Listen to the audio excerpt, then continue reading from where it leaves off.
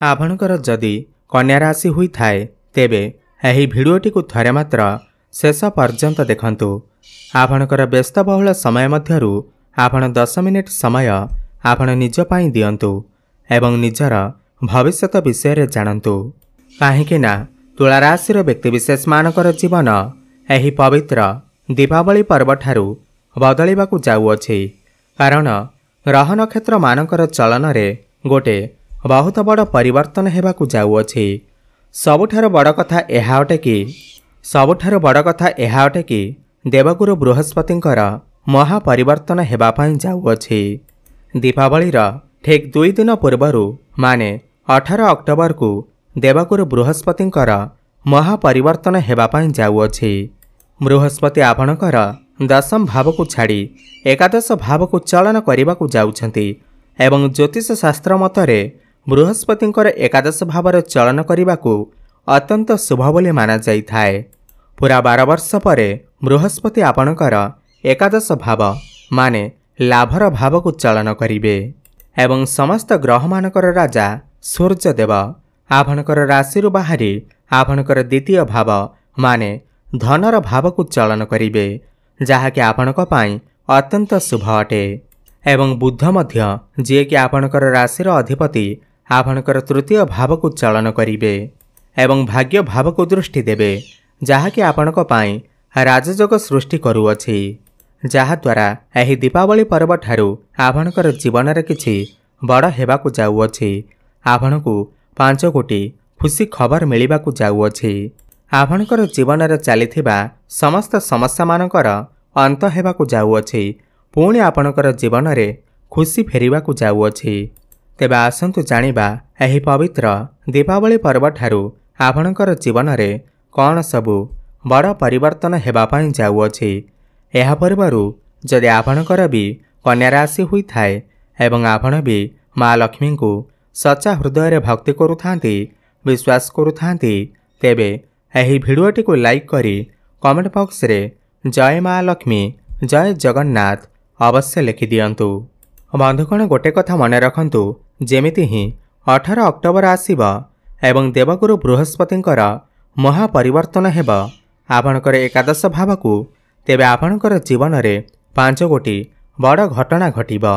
देखंतु पूर्वर आपणकर बहुत बेसी धन जनित समस्या देखा देउथिला, आपणकर अधिक लॉस हेउथिला, आपण करजर मायाजाल रे फसी रहिथिले, ऋणर भार आपणकर ऊपर बढ़ी जाइथिला, गृह परिवार रे खुशीर वातावरण नथिला, शिक्षा क्षेत्र रे समस्या देखा देउथिला, पितांक सहित आपणकर संपर्क भल नथिला, समाज रे आपणकर मान सम्मान नथिला, आपणकू चाकरी प्राप्ति होई पारु नथिला एवं आपणकर मनर इच्छा मध्य पूर्ण होई पारु नथिला। संतान संतति पाई आपण चिंतित थिले एवं शत्रु मानकर मध्य आपणक ऊपर विजय प्राप्त हेउथिला। व्यापार वाणिज्य लॉस हेबा सहित प्रेम जीवन रे मध्य समस्या देखा देउथिला। तेबे एही भली जहाँ भी समस्या आपणकर जीवन रे चालुथिला ताहा एबे दूर हेबाकू जाउअछि। एही दीपावली ठारू आपणकर जीवन रे पुणी थरे खुशी फेरिबाकू जाउअछि। आपणकर जीवन रे नूतन सूर्योदय हेबाकू जाउअछि।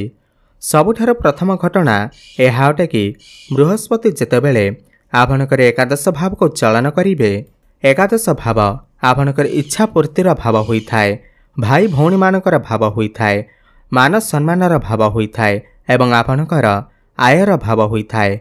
आपण आपणकर जीवन रे केते इनकम करिवे, केते आय करिवे, केते लाभ करिवे एहा एकादश भावरु जणा जाइथाए। तो बृहस्पतिंकर एकादश भाव को चलन करिबा सबुठु प्रथमे तो दीर्घ दिन धरी आपणकर मनरे जहाँ भी किछि मनस्कामना थिला, इच्छा थिला, ताहा सबु पूर्ण हेबाकू जाउअछि।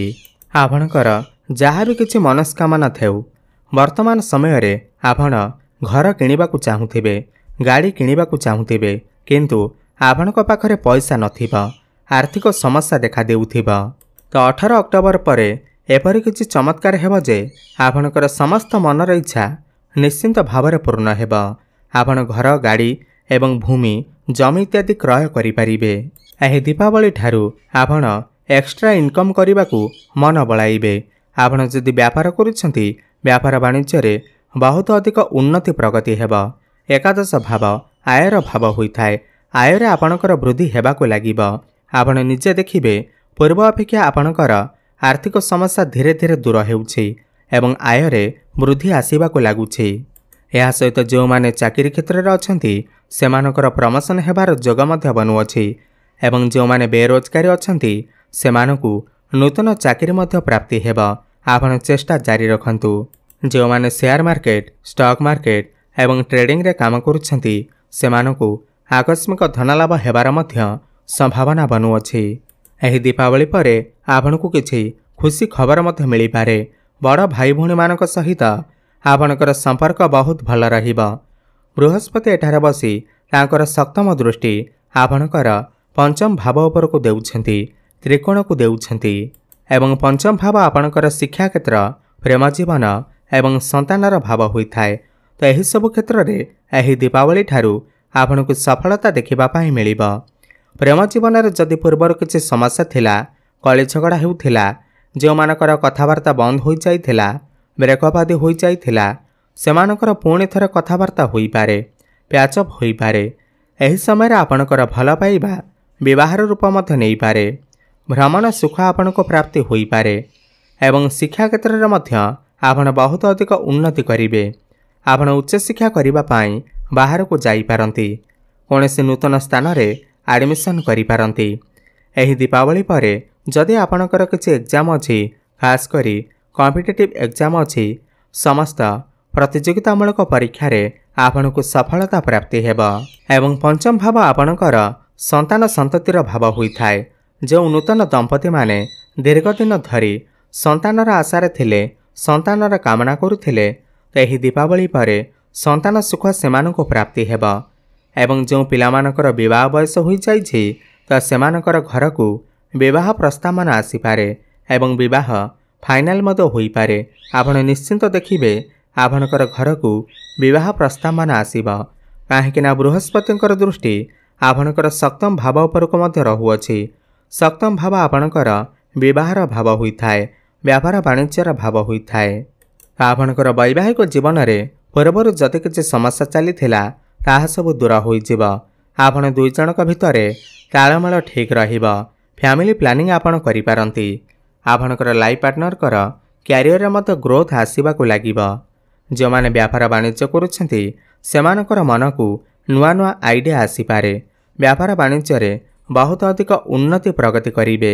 पार्टनरशिप रे आपण किछि व्यापार वाणिज्य आरंभ करि पारंती। आपण निजे देखिबे आपणकर डेली इनकम रे वृद्धि आसीबाकु लागिब। फाइनेंशियल ग्रोथ हेब।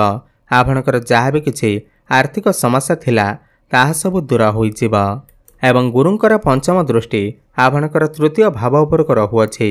एही समय आपण बहुत अधिक छोट मोट जगह को यात्रा करि पारंती। जो माने ऑनलाइन क्षेत्र रे काम करुछंती, मार्केटिंग रो काम करुछंती, डिजिटल क्षेत्र रे काम करुछंती, काउंसलिंग रो काम करुछंती, जो माने टीचरशिप रो काम करुछंती सेमानको अधिक सफलता देखिबा पाई मिलिब। एही समय रे आपण टिके अधिक परिश्रम करिवे। परिश्रम अनुसार आपणकु आहुरी अधिक शुभफल प्राप्ति हेब। छोट भाई भौणी मानक सहित आपणकर संपर्क मधुर रहिब। आउ गोटे बड़ कथा, बृहस्पतिंकर सप्तम दृष्टि आपणकर पंचम भाव उपरको थिबा बेले जो मानकर संतान अछंती, जो माने विवाहित अछंती, तो सेमानकर संतानक ठारू सेमानको किछि खुशी खबर मिली पारे। संतानक द्वारा आपनको समाज रे सम्मानित करा जाई पारे। एहा सहित जो माने करजर मायाजाल रे फसी रहिछंती, आपण निजे बुझी पारु नाहंती कि करजको आपण सुझिबे केमिति, तो 18 अक्टोबर परे माने दीपावली परे आपनको समस्त करज समस्या रु मुक्ति मिली जिब। आपनको किछि ना किछि बाट अवश्य मिली जिब। एहा सहित जदि आपणकर पूर्वर किछि स्वास्थ्य जनित समस्या लागि रहिथिला तो सेथिरे मत सुधार आसीब। आपण स्वास्थ्यवान अनुभव करिवे। एवं ग्रह मानकर राजा सूर्य मध्य आपणकर द्वितीय भाव रे चलन करुछंती, तो आपणकर आर्थिक समस्या निश्चिंत भाव रे दूर हेब। घर परिवार रे हसखुशीर लहरी लागि रहिब। घर को कोनोसी नूतन अतिथि आसी पारंती, किंतु एही समय रे आपणकर बाणी रे टिके कटुता आसी पारे। एथिप्रति आपण टिके ध्यान देबे। मोटामोटी देखिबाकू गले ବୃହସ୍ପତିଙ୍କର ଏହି ମହାପରିବର୍ତ୍ତନ ଏହି ଦୀପାବଳି ପରଠାରୁ ଆପଣଙ୍କର ଜୀବନକୁ ପୂରାପୂରି ବଦଳାଇବା ପାଇଁ ଯାଉଅଛି। ଆପଣଙ୍କର ସମସ୍ତ ଆର୍ଥିକ ସମସ୍ୟା ଦୂର ହେବା ସହିତ ସମସ୍ତ ମନସ୍କାମନା ମଧ୍ୟ ପୂର୍ଣ୍ଣ ହେବ। ଅଧିକ ଶୁଭଫଳ ପ୍ରାପ୍ତି କରିବା ପାଇଁ ଆପଣ ପ୍ରତ୍ୟେକ ବୁଧବାର ଦିନ ଗୋମାତାଙ୍କୁ ସବୁଜ ଚାରା ଖାଇବାକୁ ଦିଅନ୍ତୁ ଏବଂ ବ୍ରାହ୍ମଣମାନଙ୍କୁ ହଳଦିଆ ଜିନିଷର ଦାନ କରନ୍ତୁ ଏବଂ ବୁଧଙ୍କର ବୀଜମନ୍ତ୍ରର ଜପ ଅବଶ୍ୟ କରନ୍ତୁ। ଓମ୍ ବ୍ରାଂ ବ୍ରିଂ ବ୍ରଂ ସହ ବୁଦ୍ଧାୟ ନମଃ 108 ଥର ପ୍ରତ୍ୟେକ ଦିନ ଜପ କରନ୍ତୁ। ଶୁଭଫଳ ପ୍ରାପ୍ତି ହେବା ସହିତ ଆପଣଙ୍କର ଭାଗ୍ୟରେ ଉନ୍ନତି ଆସିବ। ଧନ୍ୟବାଦ।